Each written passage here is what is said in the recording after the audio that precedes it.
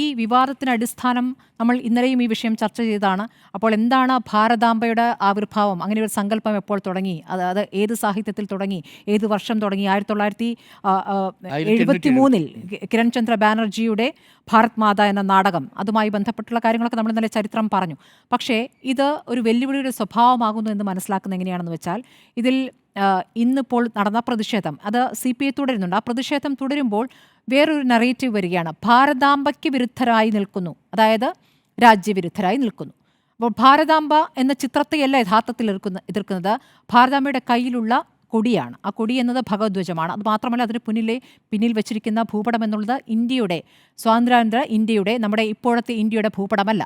ആ ഭൂപടത്തിൻ്റെ രൂപം തന്നെ നോക്കിയാൽ അറിയാം, കുറച്ചുകൂടി വികസിച്ച് വേറെ ഷേപ്പിലാണ് ഭൂപടം നിൽക്കുന്നത്. ആ ഭൂപടത്തിൽ നേരത്തെയുള്ള പാകിസ്ഥാൻ, ഇന്ത്യയുടെ ഭാഗമായിരുന്ന പാകിസ്ഥാൻ, ഇപ്പോൾ ബംഗ്ലാദേശ് ആയിരിക്കുന്ന കിഴക്കൻ പാകിസ്ഥാൻ, അഫ്ഗാനിസ്ഥാൻ ഒക്കെ ചേർന്ന ഭാഗമാണ്. അപ്പോൾ അങ്ങനെ ഒരു ഭൂപടം ഒരു ഭരണഘടനാ സ്ഥാപനത്തിൽ കൊണ്ടുവയ്ക്കുക, അത് ഞങ്ങൾ തുടരും എന്ന് പറയുന്നതിൽ ഒരു വെല്ലുവിളിയുടെ സ്വഭാവമുണ്ട്.